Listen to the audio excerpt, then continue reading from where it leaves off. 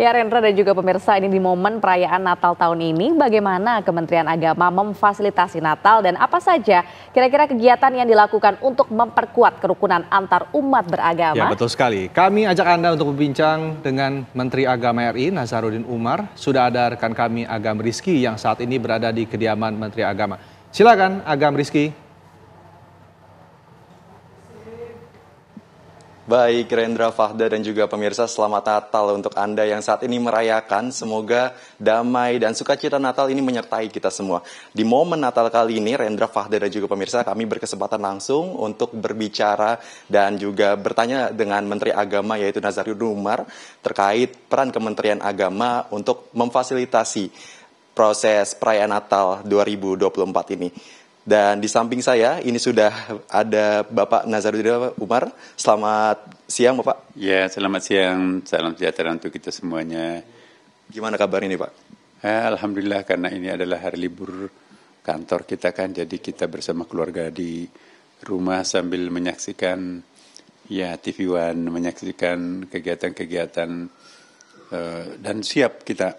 Karena semenjak minggu-minggu terakhir ini ya, sesuai dengan instruksi Bapak Presiden, kita diminta untuk betul-betul menyukseskan perayaan Natal dan Tahun Baru ya. Teman-teman dari berbagai macam kementerian juga sudah berkali-kali kita rapat untuk mempersiapkan, untuk mempersembahkan yang terbaik kepada segenap warga bangsa Indonesia ya. Misalnya teman-teman dari Kementerian Perhubungan sudah sedemikian rupa melakukan pengaturan tertib lalu lintas ya. Kemudian juga baik lalu lintas udara, kemudian juga laut, darat, penyeberangan. Kemudian teman-teman juga dari kepolisian, bukan main ya, 24 jam mereka itu bekerja, berdiri di sudut-sudut jalan untuk mengatur mudik ya, kemudian juga di samping-samping tempat-tempat rumah ibadah ya, termasuk khususnya gereja ya. Kemudian juga di BMKG juga sibuk terus memantau perkembangan cuaca dan menyampaikan kepada kita semuanya. Jadi saya kira setiap saat itu kita bisa memantau situasi global di dalam negeri kita. Siapapun yang mau berterbangan kemana, siapapun mau berlayar kemana, kita bisa memprediksi ramalan cuaca kita yang sekarang makin, saya istilahkan makin valid ya. Dan kami Kementerian Agama juga kebagian untuk mengatur sedemikian rupa agar tertib pelaksanaan kegiatan ibadah Natal di rumah-rumah ibadah ya, baik Katolik maupun Protestan, diminta untuk betul-betul menciptakan suatu kedamaian, keharuan, ya kesejukan, ya dan juga kehusyuan. Nah, hari ini adalah puncaknya, jadi teman-teman ini betul-betul sangat syahdu merayakan kegiatan Natal, dan kita berharap sampai nanti rangkaian kegiatan Natalnya, ritualnya itu selesai tanpa ada gangguan apapun ya. Kita juga melihat pada umumnya cuaca kita ini juga mulai bersahabat ya. Memang ada sekali-sekali hujan sporadis, tapi itulah seninya Natal ya. Biasanya tahun baru itu memang, Natal itu identik dengan basah ya, apalagi kita di Indonesia. Nah, untuk Kementerian Agama kami sudah rapat koordinasi terus dengan Dirjen Katolik dan Dirjen Protestan, dan juga termasuk dirjen-dirjen bimas lain seperti Bimas Islam, Hindu, Buddha, ya, kemudian juga Konghucu. Apa partisipasi kita untuk menciptakan satu kedamaian bersama ya, supaya teman-teman kita ya bisa ikut serta memberikan dukungan terhadap kesyahduan dalam menjalankan ibadah tahunan rekan-rekan kita umat Kristiani. Sama juga halnya dengan kita pada saat peringatan Maulid ya kan. Teman-teman kita dari yang beragama lain pun juga memberikan apresiasi bagaimana perayaan Maulid itu bisa berlangsung sangat damai, sangat tenang, sangat syahdu. Dan saya kira keduanya mempunyai persamaan ya. Kalau Maulid Nabi itu kita diminta bagaimana mencontoh pribadi seorang Nabi Muhammad SAW. Nah, pada hari Natal ini kita juga diminta untuk menghayati apa makna filosofi Natal itu sendiri ya kan. Nah, jadi memperingati sebuah kelahiran itu sebetulnya kita akan melakukan pertama muhasabah. Apa yang dimaksud muhasabah itu? Mengintrospeksi, mengevaluasi perjalanan hidup kita dari tahun ke tahun ini bertambah, jangan-jangan bertambah dosa gitu ya. tidak bertambah prestasi. Syukur-syukur kalau berbanding lurus antara prestasi dengan kelengahan kita. Dan yang kita harapkan sebetulnya adalah bagaimana makin usia kita itu bertambah, tapi mempunyai kesadaran religi makin dalam. Nah, kami sangat menghimbau kepada segenap dan seluruh umat beragama, mari kita menghayati dan mari kita lebih dekat dengan ajaran agama kita masing-masing, ya kan?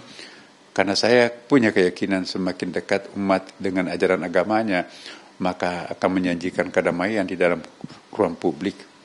Tapi semakin berjarak antara seseorang dengan ajaran agamanya, maka semakin masalah muncul dalam masyarakat. Semua agama, apapun agama itu, pasti menganjurkan umatnya untuk polite, santun, sabar, mensyukuri karunia Tuhan, menjauhi hal-hal yang sifatnya kriminal seperti narkoba, judi online, minuman keras, apalagi yang kriminal itu ya.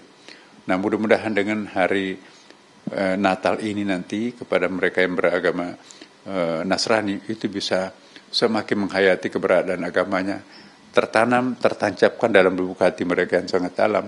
Seperti hanya kita juga di dalam agama lain, pada saat memperingati hari-hari besar kita juga diminta untuk melakukan perenungan suci, bagaimana mengevaluasi masa lampau kita banyak bertobatlah kalau seandainya kita pernah melakukan kesalahan, kehilapan.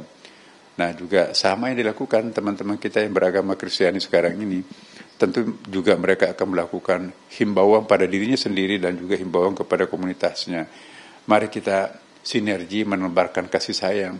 Mari kita menebarkan energi positif kepada seluruh warga masyarakat. Ya, bahkan bukan hanya manusia sebetulnya. Apalagi di dalam agama Abrahamic religion itu, anjuran itu, kasih sayang itu bukan hanya untuk sesama umat beragama, tapi juga umat manusia. Bahkan juga berkasih sayang dengan binatang alam semesta. Karena agama Islam sama juga dalam agama Nasrani dan agama Yahudi sebagai Abrahamic religion. Tidak ada benda mati kan. Jelas itu bahwa wa in min syai'in la yusabbihu bihamdihi walakin la ta'lamuna tasbihahum. Tidak ada sesuatu yang tidak bertasbih, semuanya memuji kepada Tuhan. Redaksi yang hampir sama juga kita temukan dalam Bible, ya kan? Di dalam kitab Perjanjian Lama banyak sekali ya anjuran untuk mengasihi alam semesta kan.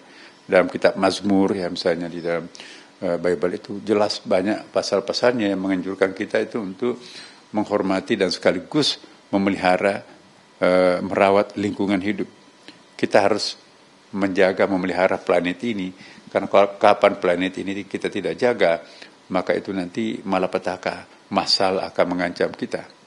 Maka itu tema-tema keagamaan kita. Saya sangat senang sekali ya, karena agama apapun di Indonesia bukan lagi membicarakan tentang toleransi. Toleransi itu sudah lewat, kerukunan itu sudah lewat, tapi kami semuanya di Kementerian Agama mencoba mengangkat isu-isu yang sifatnya tematis ya. Tahun ini semua umat beragama kita mengartikulasikan ajaran agama kita untuk menyehatkan lingkungan, memelihara sungai, jangan dijadikan semacam tong sampah umum, jangan dijadikan WC umum. Mari kita merawat sungai karena sungai adalah sumber kehidupan untuk kita semuanya. Makin bersih sungai itu makin sehat warganya. Kita juga diminta untuk melakukan penghijauan, jangan melakukan pengerusakan alam. Makin hijau bumi ini, makin sehat warganya. Kita juga minta supaya